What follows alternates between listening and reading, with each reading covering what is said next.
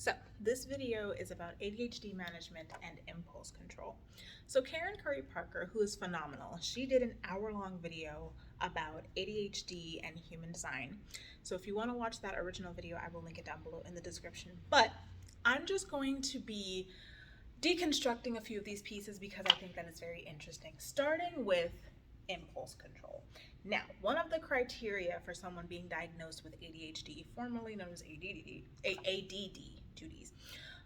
is having difficulty waiting for things that they want or waiting their turn. Now, Karen Curry Parker identified this not as an issue with waiting, but more as an impulse control issue. So where's my marker? The three elements that she mentioned in that video were the undefined throat, the undefined sacral, and the energy types, manifestors, and MGs. So, starting with the undefined throat. We all know that the throat is the manifestation center, right? This is communication. Now, most of the population, the throat actually has 11 gates in it. So it has a lot of gates. There's more people who have the throat center defined than undefined. Only 29% of the population has an undefined throat center, which means 71% of the population has a defined throat center. What happens when someone who has a defined center is in the proximity of someone who has an undefined center? Essentially, the undefined center acts almost as a funnel. So let's say you have someone with a defined throat, next to someone with an undefined throat. Where you're defined is where you're pushing out energy, right? This is what people feel from you. So their defined throat center energy is being taken in by the undefined throat center. And what happens when the undefined throat center takes that energy in is this.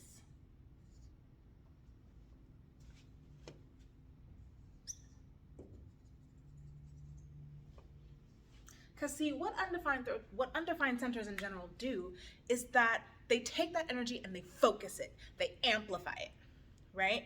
So when you have an undefined throat center person near or in the same proximity as someone who has a defined throat center, they are feeling this pressure to speak. They're feeling that energy, that throat center energy from this person, and it's coming in and they just want to amplify it. It literally turns into this. Right? So the person with the undefined throat center is just doing their defined throat center business, right? They're talking, whatever.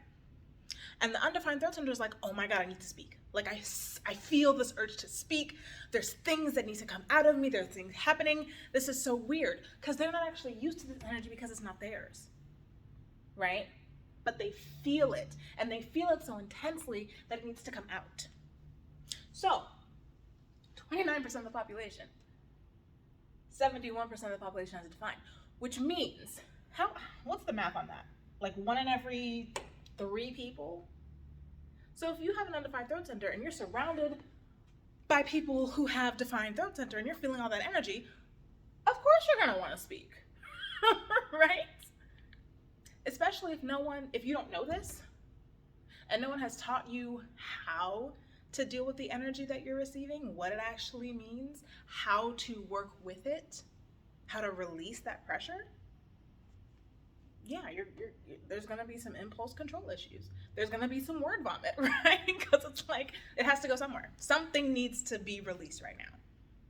So, in terms of, not waiting their turn to speak or, talking over people or, not being able to wait to say things, this could be a factor, right? So that's that. The same thing with the undefined sacral. So with the sacral, we have a motor center. It's energy, it's creative energy, it's life force energy, it's sexuality, right? 30 to 34% of the population has this undefined, which means 66 to 70% of the population has this defined. Again, I refer you to the beautifully drawn diagram. this is again what's happening. So you have these generators and these manifesting generators, because that's who has a defined sacral, right? All this creative energy, all this energizing energy, and they're pushing it out, right? They're doing their generator thing. And you as a reflector or a projector or a manifestor, you're feeling that's like, ooh, I gotta go do something. I feel like I can get up and jog, right? Like, I really want to go run a mile. But that's not actually yours. You're just taking it in and you're just amplifying it. But what happens when you have to wait? What happens if, it's recess, it's almost recess time, right? And then the generators are sitting at their desk, they're ready to go. They're like, okay, cool. It's almost recess. We got 5 minutes left. Cool, it's gonna be great. I'm going to get all the monkey bars, right? And then you have the little projector kid who's feeling all this excited energy because recess is coming up. They're like, I can't sit still. I'm so excited. I want to go out and play. I want to go out and run, right? His little sacral center is going haywire because of all this generator energy, all this manifestor generator energy. And what happens? It gets amplified. So now, little projector kid getting in trouble because he jumped up out of his desk and ran around the classroom, right? These are just like general examples. But this could be playing a factor, is what I'm trying to say. So if we have open and undefined throat center people and open and undefined sacral center people who are taking in all this energy that they don't know what to do with because they don't have it when they're on their own, and they're just kind of allowing it to just, do what it needs to do, like move through them,